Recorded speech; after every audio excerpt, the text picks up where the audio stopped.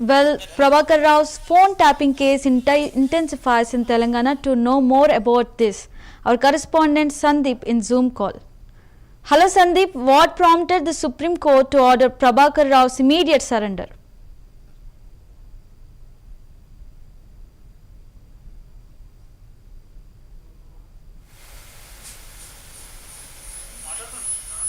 Sandeep, what prompted the Supreme Court to order Prabhakar Rao's immediate surrender now?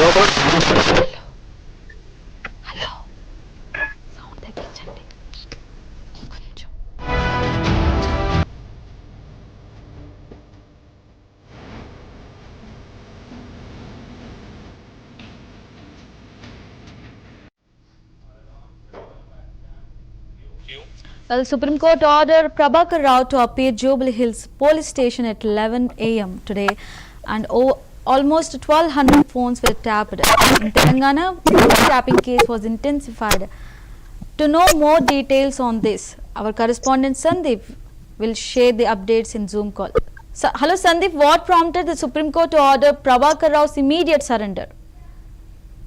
Supreme Court has ordered to surrender immediately because actually the time has lapsed, because initially he was in abroad, and by the time Hyderabad court has ordered for the investigation, he was abroad and he has to return, and the time has already lapsed, and he has filed a case in Supreme Court, and Supreme Court immediately said that enough of the time, and so he has to surrender immediately by 11 o'clock this morning, and he is adhering to the Supreme Court decision.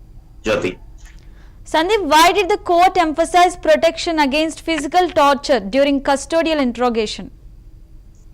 See, two things actually we have to keep in mind. One is because of his age, and another is because of his service. Why? Because actually in such particular cases, whatever might be the case, he is a he is an official. He has given his contribution to the country, and in case if anything goes wrong, he will be having all the authority to file a reverse case. So frankly speaking, in this particular regard, we have to be waiting and watch. There should be something keen in this particular issue, that no matter what no matter what the case is, they have to be precisely, they have to be very cautious, and that particular cautious decision is taken by the Supreme Court by citing his age and also his service contribution to the country.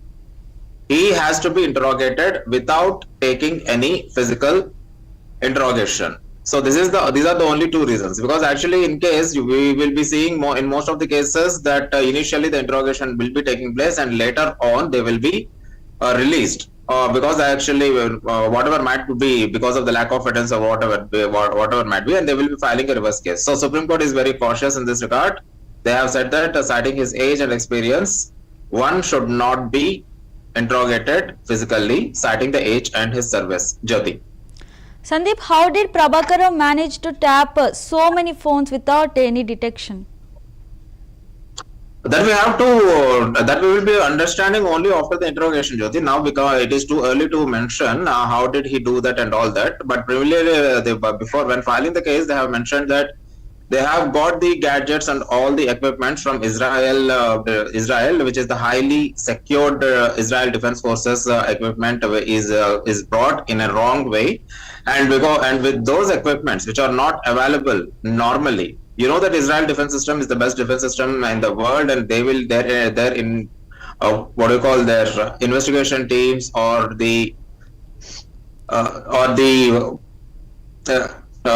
equipment, whatever they use, is the high-end technology. Whether be it in the war or in the intelligence, the Israeli intelligence and the defense is considered as one of the best in the world. So they have got all the equipment from the Israel, and they have used in the phone tapping. That's the reason why it was very much securely done. Only after the government was changed and there was the few people has cited some sort of doubt, he was caught. But it is too early to pass any judgment how it was done and all that. But for now, initial investigation report suggests that he got the equipment from Israel, which is very, very, very much secured, and through that only he has done all this particular phone tapping.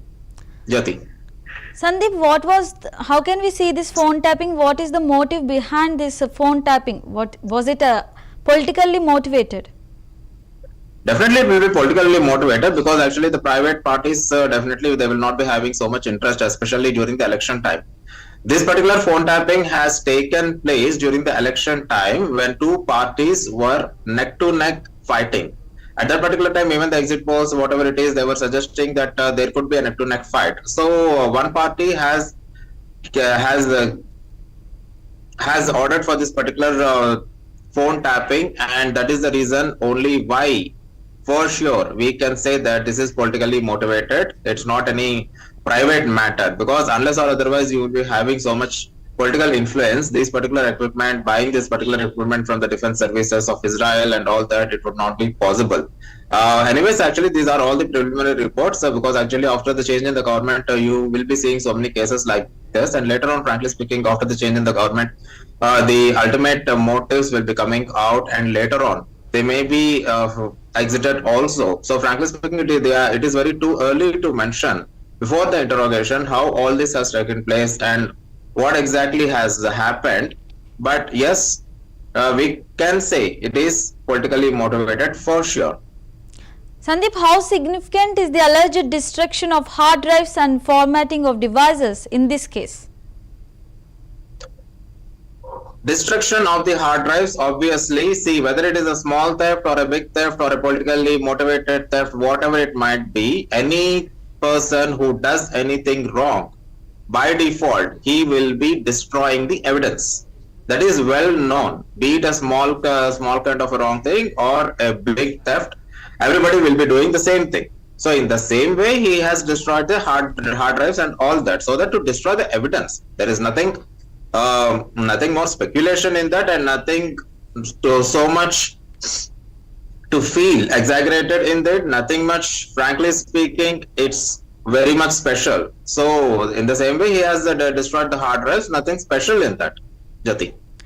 Sandeep, what role does this special investigation team SIT led by ACP Venkatagiri play in this probe? The SIT has done a decent job, slow and steady job, we can say, because actually they have conducted this particular investigation in a very slow and steady process. We can say, because frankly speaking, in India, in the high-profile cases, everything will be going on in a very slow process only. Of course, frankly speaking, yes, the government influence will be there. It is a open secret. We have to admit that. But frankly speaking, who is who and what exactly is what, we have to wait and watch. And the SIT has conducted in a very transparent manner, we can say, and they have conducted in a very steady manner. Even when the person is in abroad also, they have proceeded in a very logical way, in a very in a step-by-step process. They will, initially they have filed an FIR, later on they have filed to the local court, everything they have got.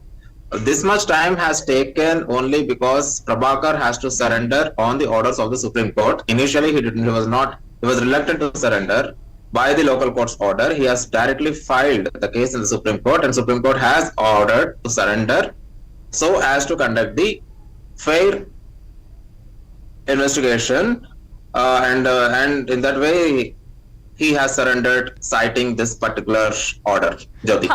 Sandeep, how do such suspicions about deleted iCloud data affect the credibility of the investigation? Credibility of the investigation, that's what I'm telling out. Frankly speaking, anything when there is any doubt or anything, be it a small case or a big case, usually any person who does the wrong thing, they will be destroying. Even in the smallest of the smallest penny theft cases also, obviously they will be destroying the evidence. But the level of the investigation, what it takes place, be it in the small theft cases or these particularly politically motivated intelligence related cases also, they will be having their own ways, right? They will be having their own ways, they will be having their own level of investigations, they will be having their own level of methods, research and analysis, RDS, everything they will be conducting, because actually we cannot suspect the initial preliminary reports what the SIT or the CBI, whoever it is, the special investigation team has conducted in their own way. So even when the evidence is destroyed also, somewhere or the other, everybody will be caught. This is the thing what exactly continues since ages. If any person does any wrong thing, will be leaving some sort of the other evidence. What is that particular evidence and all that we will be coming to know after the further investigation. Jyoti. Sandeep, what political implications does this case carry for Telangana's current and former governments? Politically, in say two things. It all depends upon the outcome of the investigation. If Prabhakar Rao reveals any particular name, it will be some sort of, in local aspect I'm saying, some sort of tremors will be happening in the Telangana political circle. Why? Because if he reveals any name, if he provides any substantial evidence against the person who has influenced Prabhakar Rao to conduct this particular phone tapping case, if he reveals and that comes out to be true, then the person from the political party, whoever it is, what big shot it is, they will be suspended from the politics. They could be suspended from the politics forever, or any imprisonment also could happen. It all depends upon what sort of revelation Prabhakar Rao gives and what sort of evidence he provides against the person who has influenced him. Right? Sandeep, how is the state ensuring transparency and fairness in such a high-profile investigation? State is ensuring because the SIT team, they have revealed all the names of the SIT team, whoever is conducting, and they said that once this particular SIT team, they will be open to any sort of investigation, whether after SIT, whether the CBI involves or not, we have to wait and watch. But the state government is very much keen on this particular issue because they have taken this particular issue in a very, very, very prestigious manner. So the transparency obviously should be there. Unless the transparency is available, one cannot question what exactly is happening. One cannot question whether one cannot question the credibility of that particular SIT, because unless or otherwise the SIT is credible, Prabhakar Rao would not have come to India, would not have surrendered today, would not have filed the case against the Supreme Court, and Supreme Court would not have given this particular judgment unless or otherwise SIT is credible. So till now SIT is very much transparent, we can say. SIT is very much credible. We have to agree that they have conducted this particular investigation in a very, very normal, steady process. They have not hurried in revealing any wrong names and all that. Jyoti. Sandeep, what legal safeguards are in place to balance custodial interrogation with human rights? Human rights will be coming when the Supreme Court order is not followed in its place. Right? The Supreme Court is very much clear that physical interrogation should not be happening, citing his age and his contribution to the nation. So whether he has done at the end of his career, whatever it might be, he has contribution. His level of contribution as a police officer will be there. Okay, in some or the other, we can with one particular case or with one particular blot in his career, one cannot say his entire career is a blot, right? So, citing his career and citing his age, Supreme Court has clearly said that no physical interrogation will be taking place, and if this particular Supreme Court's order is overtaken, is neglected, then only the human rights intervention will be happening. Otherwise, human rights intervention will not be taking place if the Supreme Court order will be followed. And if the Supreme Court and if the human rights intervention would have taken place, they would have already filed the case in the human courts. And this, because this is nowhere related to human rights intervention. Why? Because first of all, the case is a phone tapping case. The legality is there, and also the money launderings and equipment buying. So many things are there. So, frankly speaking, this does not come under human rights jurisdiction. If at all, the human rights jurisdiction will be coming, one has to file the case under breach of privacy, which Prabhakar cannot file because actually his phones are not tapped. He has tapped some others' phones. So that will be under the human rights jurisdiction upon their particular judgment and all that, their decision. But otherwise, until or otherwise, the human rights cannot be intervening in the system. Only when the Supreme Court authority, Supreme Court to the breach of privacy, we can say that, because no matter whatever it is the case, no matter the big shots, one particular thing what has happened is the phone tapping case has happened. One has to agree to that, the phone tapping case, how it happened and who are the victims and all that. We have to wait and watch. For now, it is the fight between the two political parties. Yes, when the government, who has to protect the privacy of their own people, if they are doing such particular things, the trust on the government or the trust on the political party obviously will be going on. It will be going away.